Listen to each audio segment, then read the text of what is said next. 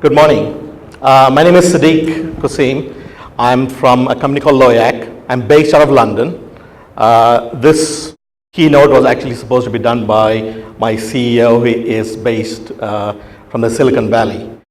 Unfortunately, he was not able to be here, so I'm filling in for that. And I always say that he might be the smarter one, but I'm the better looking one.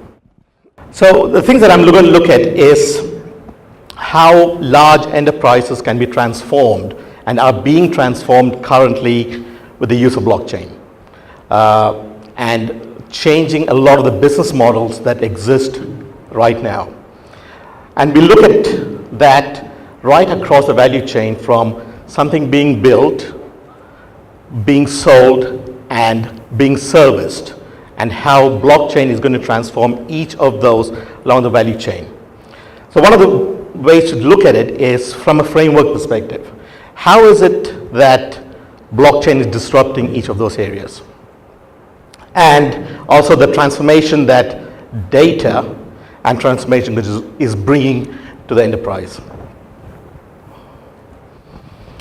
So one of the things that just the previous speaker Wong said is blockchain comes with a set of things that we're now used to.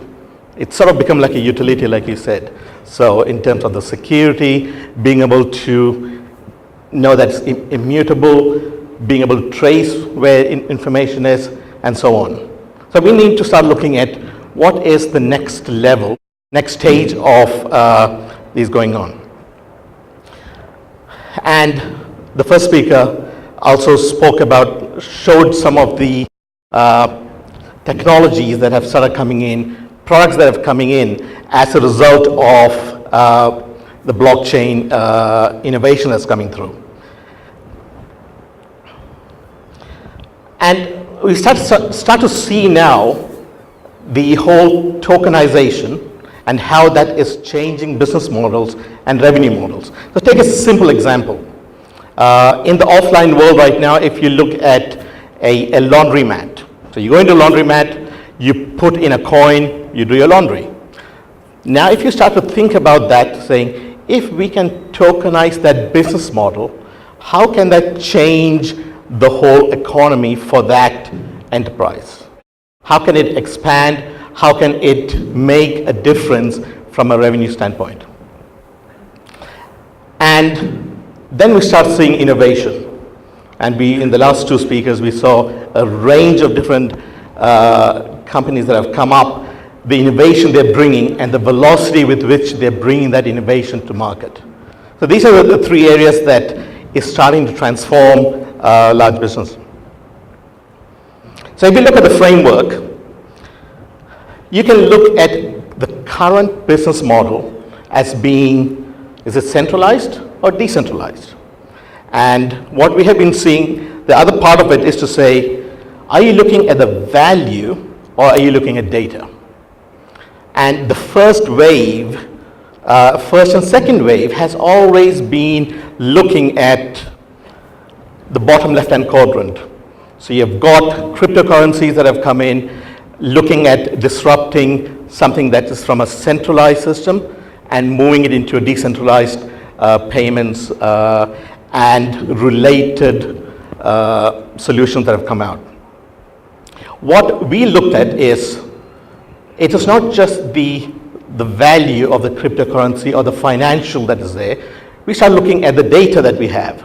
And that's why we would look at being at the top right, where currently large businesses are very much decentralized, in the sense they work with multiple partners, multiple people within an ecosystem, and data travels back and forth between them, not in one specific place. And the value is not in the monetary value of a currency as such, but it's more to do with the data that might be there. So what does Loyakk do? So we are pretty much an enterprise relationship platform that we have built for companies to share, track business data on a blockchain fabric. And so imagine a world where business data can be tracked seamlessly everywhere across company and country boundaries. So till now, large organizations have had their own firewall. They are able to control information within that. But once things leave those firewalls, we just don't have any control over it. What we're talking about is being able to have traceability and be able to track that data right across the piece. So if you look at any large enterprise, if they manufacture something or are selling a product, they don't do it by themselves. They have a range of partners, suppliers, customers, vendors as part of their ecosystem. And there is data being moved back and forth right across all these parties right now.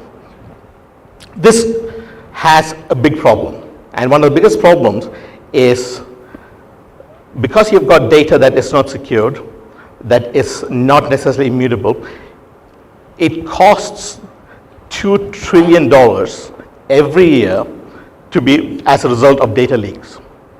And on the back of that, somewhere close to another trillion, which is for legal costs associated with that, and to say, I have data here, you have data here, which is the correct version of it, and any disputes that come from that.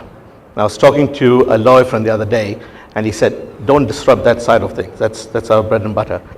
But because I'm from the UK, and I'm sure right across other than Europe, GDPR is a big issue, and it needs to be addressed.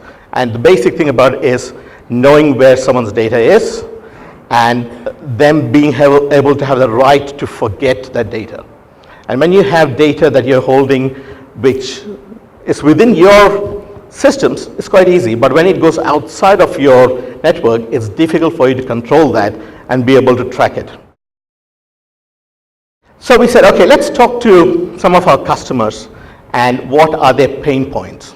So we spoke to Palo Alto Networks. They are pretty much the largest security company in the world right now. And they said they look after multiple customers, and they had this whole thing about financial customers they have, mortgage providers. They look after the data, they have sensitive information that comes from their customers. And they said one of the problems they have is they are not able to track and audit the information that comes through to their network and that they provide to their third-party providers. Another company that we're working with, Nissan Motors, huge organization.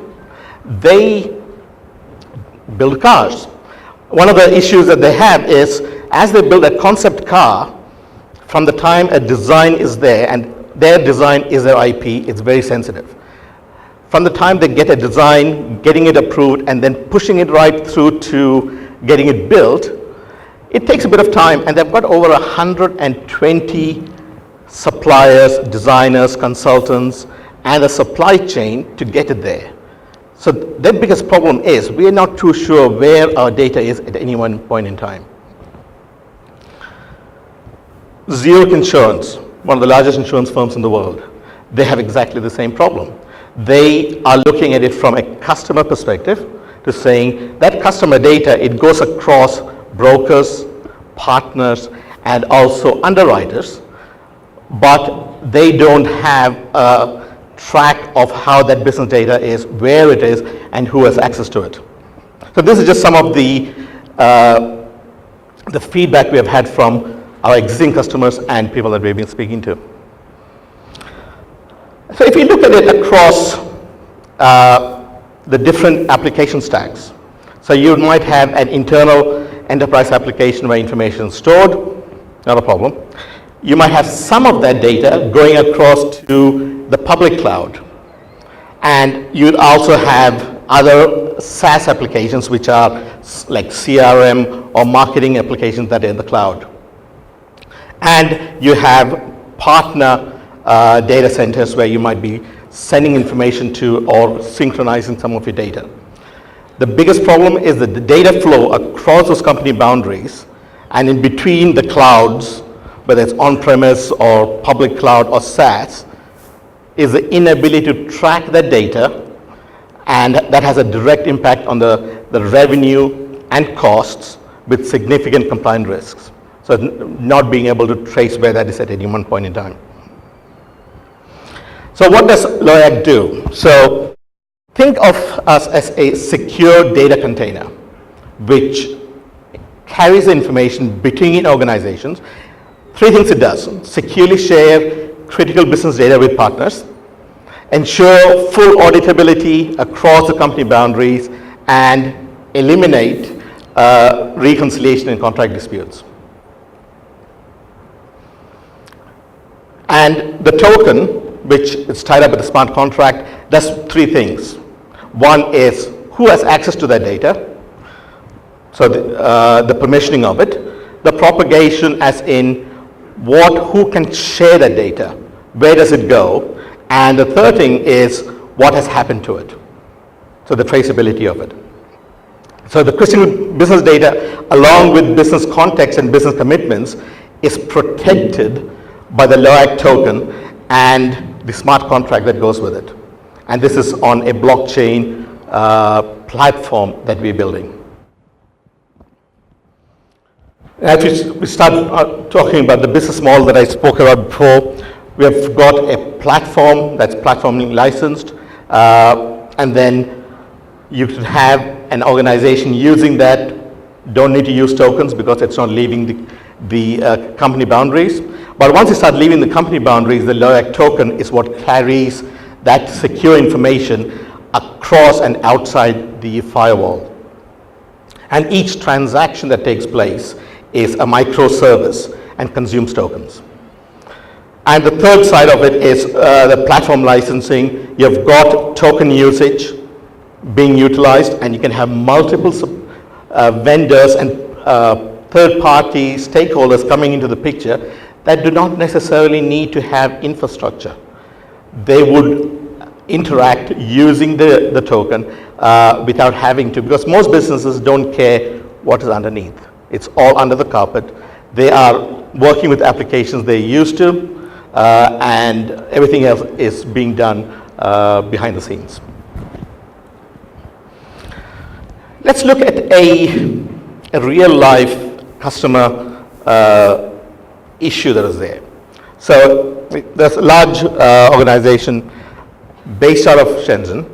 They have offices around the world. They also have partners that they work with in, say, in Moscow. You got a subsidiary in London, a design team that they work with in San Francisco, reseller in Sao Paulo, a partner in Lagos, and a regional office, their own office in Sydney. So what happens currently? All of us have had the thing where you might be sending something sensitive. So what you normally do, and I've done this, and a lot of us have done it, you package it, zip it, password protect it, and you email it. But what happens once it gets there, someone unpackages it, unzips it, you have no control of what they do to it. They could forward it to someone, they could put it on a disk, they could do anything with it. And this is what we're talking about. So information is sent from the headquarters to Moscow, and that same data starts moving around. So you, at this stage, as the enterprise, you don't have a clue where that information is, who has seen it, what the status of that is. And if you want, say we look at, take it down to San Francisco. We say, okay, we know we've got the design team, let's have a look who has access to that.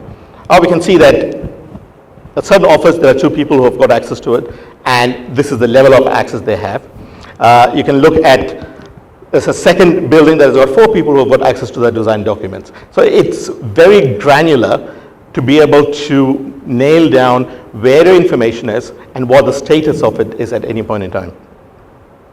So if you look at the enterprise, I guess, application stack that we're looking at disrupting, we spoke about infrastructure, and both previous speakers spoke about that, where it has now got to a stage where it is part of the norm, what we expect to have. It's being built, it's there. The platform layer as well has been built, and is being built by a lot of organizations. existing systems. So we break it down to three things. Systems of transactions. So this is where you've got